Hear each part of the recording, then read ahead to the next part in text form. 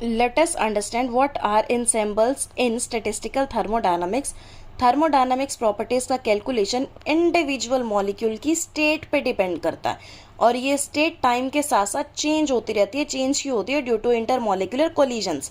So calculation of average over time is impossible. Moreover किसी भी individual molecule की state का पता लगाना इम्पॉसिबल है। इसीलिए हम क्या करते हैं, एक सिंगल सिस्टम कंसिडर ना करके लार्ज नंबर ऑफ सिस्टम को कंसिडर करते हैं।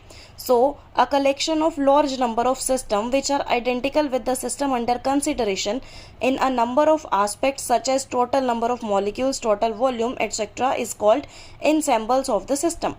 ensembles तीन टाइप्स के हैं, micro canonical ensemble, canonical ensemble and third one is grand canonical ensemble. Micro canonical ensemble में जो सिस्टम है, यहाँ हम देख रहे हैं ये जो भी बॉक्स बना रखे हैं इसको हम सिस्टम मान लेते हैं। तो इस पूरे के पूरे ensemble में टोटल हमें 36 सिस्टम या 36 मेंबर्स नज़र आ रहे हैं।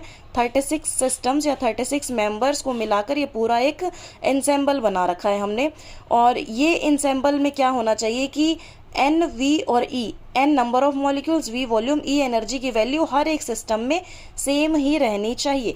इसी को ही हम थर्मोडायनामिक्स के आइसोलेटेड सिस्टम से रिलेट कर सकते हैं, जिसमें ना तो मैटर का फ्लो हो रहा था और ना ही एनर्जी का फ्लो हो रहा था। मैटर का फ्लो नहीं हो रहा है means N number of particles भी सेम रहेगा, एनर्जी का फ्लो नहीं हो रहा है तो ई भी सेम रहेगा और वॉल्यूम तो सेम है ही। नेक्स्ट है कैनोनिकल ensemble। कैनोनिकल ensemble में इसको हम कंसिडर कर सकते हैं थर्मोडायनामिक्स के क्लोज्ड सिस्टम से, जिसमें मैटर का चेंज तो नहीं हो रहा है लेकिन एनर्जी का चेंज हो रहा है। अब एनर्जी चेंज हो रही है तो यहाँ पर नंबर ऑफ मैटर चेंज नहीं हो रहा है तो number of molecule N same, volume same, energy क्योंकि चेंज हो रही है तो जब भी इक्विलिब्रियम सिस्टम में जब भी इक्विलिब्रियम अटेन होगा तो टेम्परेचर तो सेम रहेगा लेकिन एनर्जी चेंज होगी।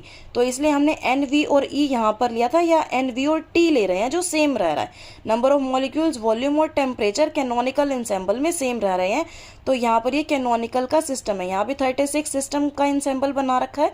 36 सिस्टम में यहाँ भी एन, वी और टी हर सिस्टम में सेम रहेंगे। और इसको कैसे हम इमेजिन कर सकते हैं, इस सिस्टम को रिजिड कंडक्टिंग वॉल से। रिजिड कंडक्टिंग वॉल से, कंडक्टिंग मीन्स एनर्जी का एक्सचेंज हो सकता है। ग्रैंड कैनोनिकल ensemble को हम ओपन सिस्टम से रिलेट कर सकते हैं। ओपन सिस्टम में मैटर फ्लो हो सकता है, कंपोजिशन हर कंपोनेंट की, हर सिस्टम की फ्लक्चुएट कर सकती है।